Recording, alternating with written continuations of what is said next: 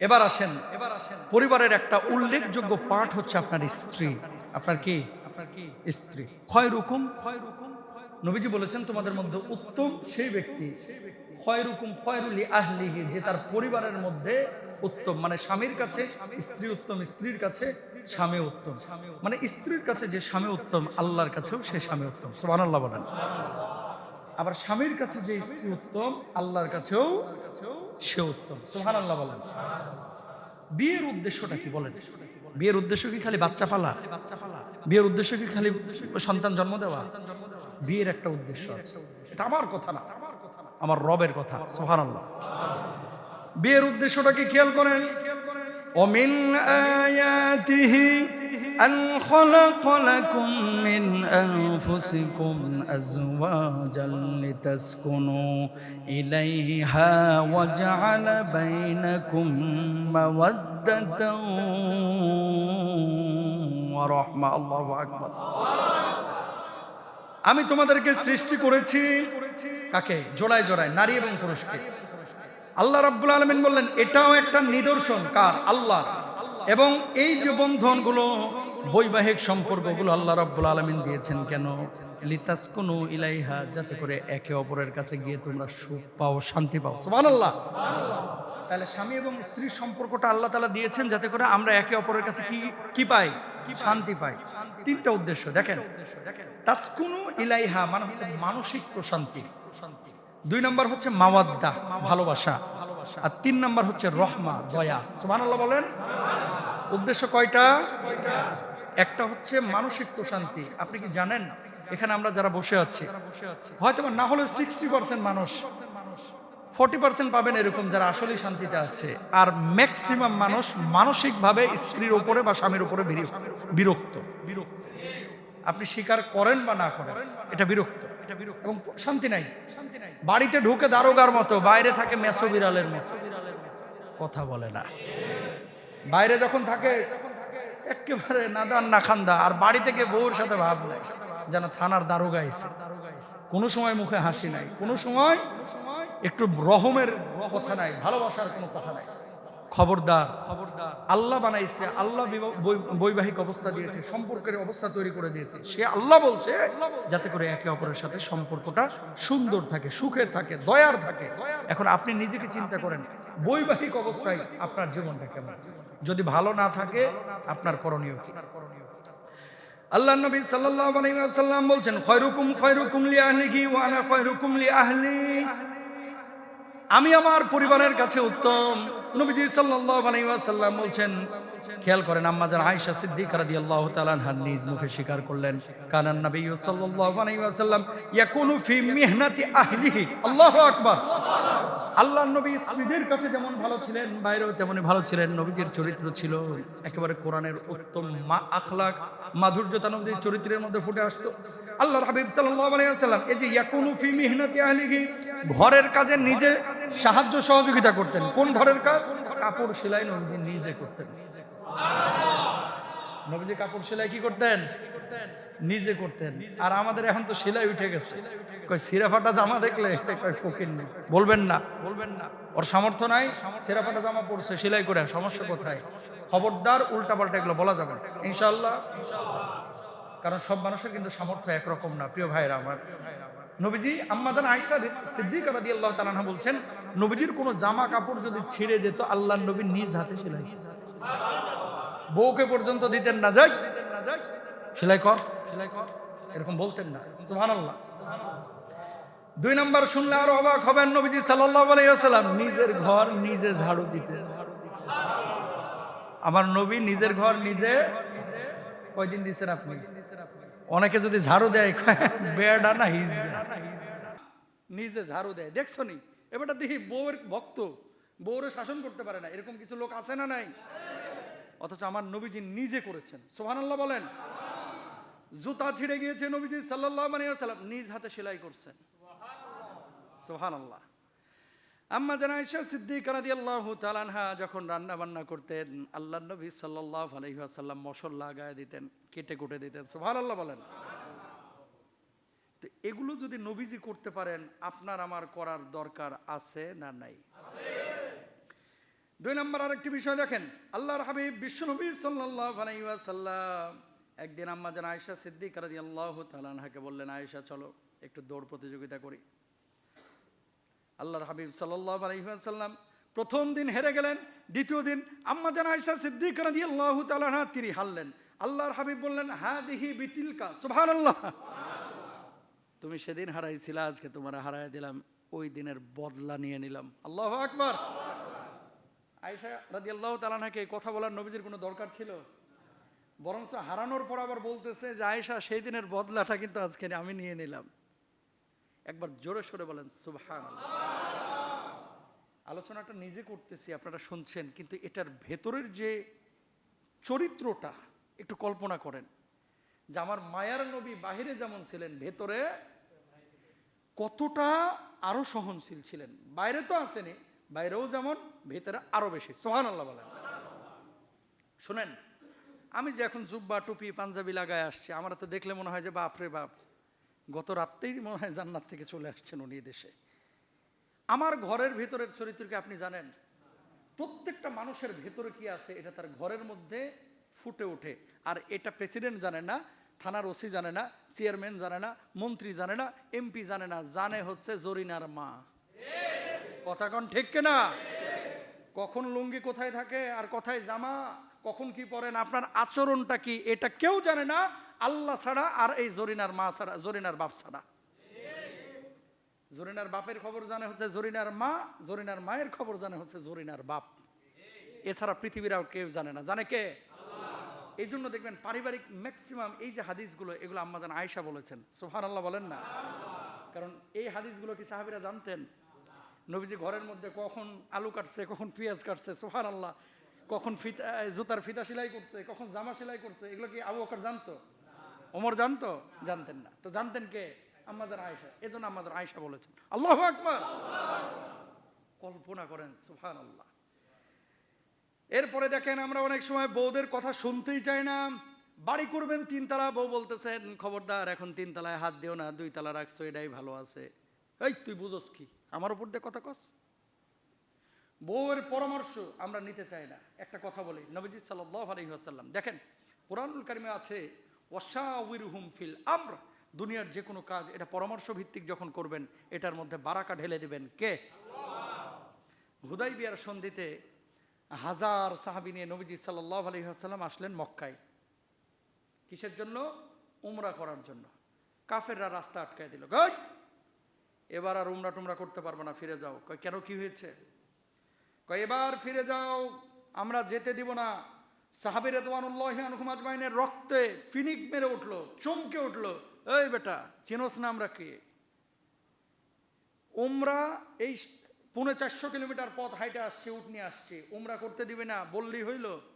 রক্তের বন্যা বয়ে যাবে, তারপর উমরা করে যাব। আল্লাহু আকবার বলেন।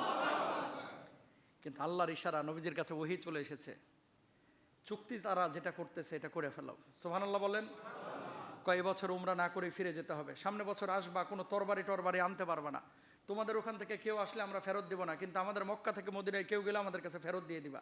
এরকম কিছু চুক্তি করলো, যেই চুক্তিটাকে বাংলা ভাষায় আপনি এভাবে সংজ্ঞায়িত করতে পারেন, মামুর বাড়ির আবদার। কার বাড়ির আবদার? কার বাড়ির আবদার?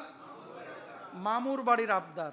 তো স্বাভাবিকভাবেই তো রক্ত গরম হবে সাহাবীদের, যে আমাদের ওখান থেকে কোনো লোক যদি এখানে চলে আসে তোগো দলে, তাহলে ফেরত দিবি না, আবার তোদের এখান থেকে কেউ মদিনায় গিয়ে ইসলাম কবুল করলে এরা আবার ফেরত দিতে হবে। বুঝছেন? মানে তাল গাছটা নিজের রাইখা সবগুলো চাপায়া দিছে মুসলমানদের উপরে। তো সাহাবীদের রক্ত গরম হয়ে গেছে, ইয়া রাসূলুল্লাহ একবার খালি বলেন, দেখেন কচু কাটা করে কেটে ফেলাবো। উমরা করে যাবো না মানে? এত দূর থেকে 450 কিলোমিটার এই পাথরের পথ হেঁটে আসা কি চারটিখানি কথা নাকি? আপনারা যারা হজ্জে যাচ্ছেন খেয়াল করেন, এই গাড়ি দিয়া যাইতেই তো আপনারা অস্থির হয়ে যান যে হুজুর আর কতক্ষণ, 8 ঘন্টা 7 ঘন্টা লেগে যাচ্ছে। সেখানে তারা হেঁটে এসেছে। আল্লাহর নবী বললেন, এই সাহাবীরা ক্ষান্ত হও, একটু ধৈর্য ধারণ করো। আল্লাহ তাআলা বললেন, নবী মেনে নেন, তার শর্তগুলো মেনে নেওয়া হলো। এটাকে যদি এখন পরাজয় মনে হয়েছে, পরবর্তী অল্প সময়ের পরে মুসলমানদেরকে আল্লাহ রাব্বুল আলামিন এই শর্তের কারণে বিজয় দিয়েছেন। সুবহানাল্লাহ বলেন। নবীজি মেনে নিলেন, সাহাবীদেরকে বললেন, সবাই ক্ষান্ত হও, আমরা উমরা না করে চলে যাব, সবাই মাথা ন্যাড়া করে ফেলো, আর তোমাদের ওই পশুগুলো কোরবানি করে ফেলো। কি পশুগুলো কোরবানি করে ফেলো। কোনো সাহাবী উঠতেছে না। সবার ভিতরে একটা মানে এটা নবীজির আদেশ অমান্য না, মানে একটা অভিমান কাজ করতেছে। ইয়া রাসূলুল্লাহ, এ মামুন বাড়ির আবদার করলো আর আপনি চলে যাচ্ছেন, এটা তো মানতে আমাদের কষ্ট হচ্ছে। এমন না যে নবীজির আদেশ অমান্য করতেছে। নবীজি বললেন সবাই মাথা হলক করো, পশুগুলো কোরবানি করে ফেলো। কেউ উঠতেছে না। নবীজি তখন নিজে তাঁবুর মধ্যে চলে গেলেন। তাঁবুর মধ্যে বসা ছিলেন নবীজির স্ত্রী উম্মে সালামা রাদিয়াল্লাহু তাআলা আনহা। আল্লাহু আকবার। দেখেন দেখেন কি বলছেন উম্মে সালামা, ওগো নবীজি, কেউ আপনার কথায় সাড়া দিল না, হয়তো একটু পরে দিবে, তবে আপনার একটা আমি পরামর্শ দিতে চাই, আপনি নেবেননি? আল্লাহর নবী বললেন উম্মে সালামা, বলো বলো কি পরামর্শ আছে। তাঁবুর মধ্য থেকে আপনি বের হয়ে যান। কোন সাহাবী আপনার যারা এই সাথী বর্গ এখানে আছে, কে মাথা হলক করলো, কে কোরবানি করলো, আপনি মোটেও তাকাবেন না। আপনি নিজের মাথাটা নিজেই হলক করেন, নিজেই চুলগুলো ফেলায় দিয়ে নিজের পশুটা কোরবানি করে দেন। আমার বিশ্বাস একজন সাথীও সাহাবীও বসে থাকবে না, আপনার এই কাজের সঙ্গে সঙ্গে তারা কোরবানি করে দেবে, হলক করে দেবে। জোরে বলেন সুবহানাল্লাহ। পরামর্শ দিলেন কে? উম্মে সালামা রাদিয়াল্লাহু আনহা। নবীজি উম্মে সালামার কথা শুনে তিনি তাঁবু থেকে বের হয়ে মাথা কামায়া তিনি পশুটাকে কোরবানি করে দিলেন। জোরে বলেন আল্লাহু আকবার। আরো জোরে বলেন আল্লাহু আকবার। এবার একটা কল্পনা করেন তো, পরামর্শটা কার নিয়েছে? ওখানে তো আবু বকর আছে, ওসমানের মতো জাদরেল সাহাবীরা আছে, পরামর্শ দিচ্ছে উম্মে সালামা, আমার নবীজির স্ত্রী। তাকবীর। তাহলে বউয়ের পরামর্শ নেওয়া যাবে কি যাবে না? যাবে। যদি নেন এটাতে ভালো হবে ইনশাআল্লাহ। প্রিয় ভাইরা আমার, এই জন্য আল্লাহর হাবিব সাল্লাল্লাহু আলাইহি ওয়াসাল্লাম যেমনই ভাবে পরিবারের কাজ করেছেন, স্ত্রীদের সঙ্গে পরামর্শ করেছেন, বাচ্চারা যারা ছিল বাড়িতে এদের সঙ্গে হাবাচক আচরণ করেছেন, ইতিবাচক। বর্তমান বিজ্ঞান একটা কথা বলছে, পশ্চিমা বিশ্বের সবাই যারা ব্রেন নিয়ে গবেষণা করে, কি নিয়ে? ব্রেন নিয়ে যারা গবেষণা করে, তারা একটা কথা বলছে, ছোট বাচ্চাদেরকে যত আপনি পজিটিভ কথা বলবেন, মানে ইতিবাচক কথা বলবেন, এরা তত পজিটিভ মাইন্ডেড হবে। আর যত আপনি নেগেটিভ কথা বলবেন, খালি না এটা করিস না, ওটা করিস না, ওটা করিস না, ওটা ধরিস না, ওটা বলিস না, এরকম আছে না কিছু লোক, সারাক্ষণ খালি স্যাপসেন করতে থাকে সারাক্ষণ। যারা এই কাজগুলো বেশি করে, এদের বাচ্চা কাচ্চাগুলো পরবর্তীতে নষ্ট হয় বেশি। নাউজুবিল্লাহ বলেন। আমার নবী ছিলেন বাচ্চাদেরকে কখনো ওই যে প্রহার করেন নাই। এই যে মুরব্বীরা আপনারা এখনো আছেন এরকম, যে হুজুর গোশতগুলো আপনার, হাড্ডি আমার, হাফেজ আপনারা বানাইতেই হবে, মারিয়ালান পিডা, খবরদার বাচ্চাকে এরকম বলবেন না, ইনশাআল্লাহ বলেন।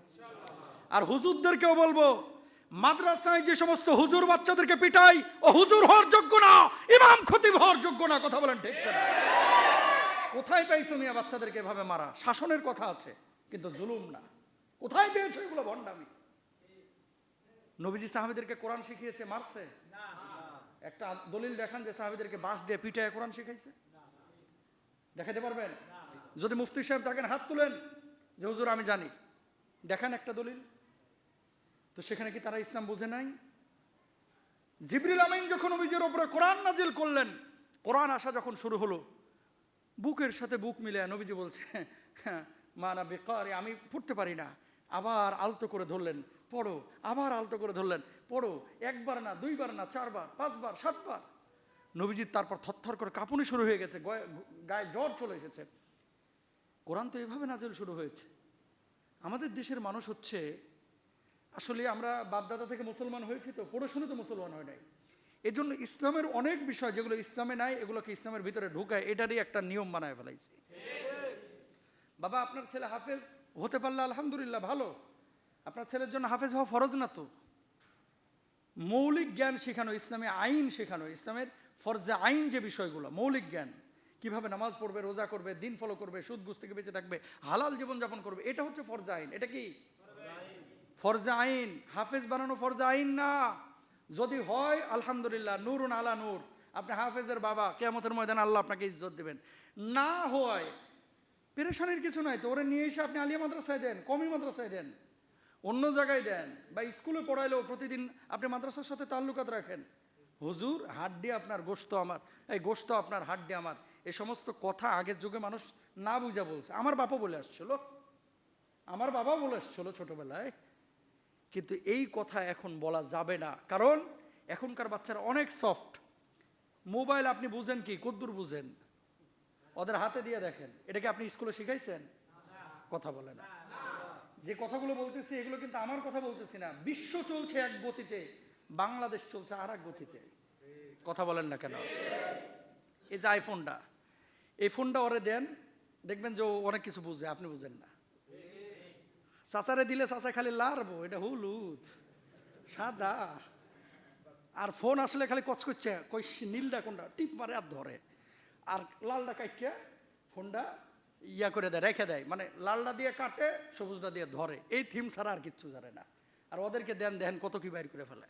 মানেটা কি? আপনি কি ওদেরকে স্কুলে শিখাইছেন? খুব চিন্তা করবেন বিষয়টা।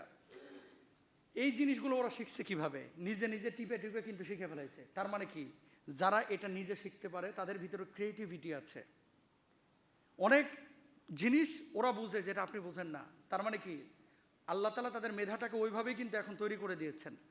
ওদেরকে যদি ওইভাবে গাইড করতে পারেন, এই ছেলেগুলোই ইরানের ওই আয়াতুল্লাহ খামেনির মতো বিশ্বকে লিড করবে। কথা বলেন ঠিক? কিন্তু আমরা পারতেছি না সেটা, এটা আমরা পারতেছি না। গোটা ব্রিটেন আমেরিকায় আর বই নাই, কিন্তু এখন বই দিয়ে পড়ায় না বাচ্চাদেরকে। তারা এখন সফটওয়্যার দেয়, অ্যাপস দেয়, ডিজিটাল করে পড়াচ্ছে। ওই দেশগুলোতে বাচ্চা কাচ্চারা স্কুলে যাওয়ার জন্য পাগল, আর আমাদের বাচ্চাদেরকে এখনো লাঠি দিয়ে পিটাইতে পিটাইতে নিতে হয়। কথা বলেন না কেন? এই যে আমার বাচ্চাদেরকে লন্ডনে ভর্তি করছিলাম না, সকালবেলা ওইটা পাগল করে ফেলায়, কখন স্কুলে যাব, কখন মাদ্রাসায় যাব। স্কুল থেকে যখন নিয়ে আসি, তারা আসতে চায় না, মনটা কালো হয়ে যায়, খারাপ হয়ে যায়। তো এই যে আগ্রহ, ওখানে যাওয়ার জন্য পাগল আর এখানে না যাওয়ার জন্য পাগল। তার মানে কি, ওই পরিবেশটা আমরা দিতে পারি নাই। আমি আপনাদেরকে বলবো, আপনাদেরও দায়িত্ব আছে ভাই, আপনাদেরও দায়িত্ব আছে। সব কিছু বাংলাদেশের স্কুলগুলোর উপরে নির্ভরশীল, মাদ্রাসার উপরে নির্ভরশীল হওয়া যাবে না। বাচ্চাদের প্রথম ইনস্টিটিউট হচ্ছে আপনার পরিবার, আপনার পরিবার, আপনার পরিবার। 50% জিনিস বাবার থেকে আর মার থেকে শেখে। আপনি যদি মুখ খারাপ করেন কারোকে, আপনার ছেলেটা ওই মুখ খারাপ শিখবে। আপনার অ্যাটিটিউড, আপনার বলা, আপনার কথা, এ সব কিছু শিখে কিন্তু আপনার থেকে, আপনার ওয়াইফের থেকে। এই জন্য আমি বলি ভাই, বাচ্চারা হচ্ছে আপনার মূল অ্যাসেট। প্লিজ বাচ্চাদেরকে সবসময় স্যানস্যান করেন না, নাবাচক কথা বলেন না। এদের সাথে পজিটিভ থিঙ্কে হাবাচক কথা বলেন এবং বাচ্চাদেরকে সৎ বানান, বাচ্চাদেরকে ইতিবাচক মনোভাব নিয়ে বেড়ে ওঠান। দেখবেন এই বাচ্চাগুলোই আগামীর বিশ্বকে লিড করবে ইনশাআল্লাহ। আল্লাহ কবুল করুক, সবাই বলেন আমিন।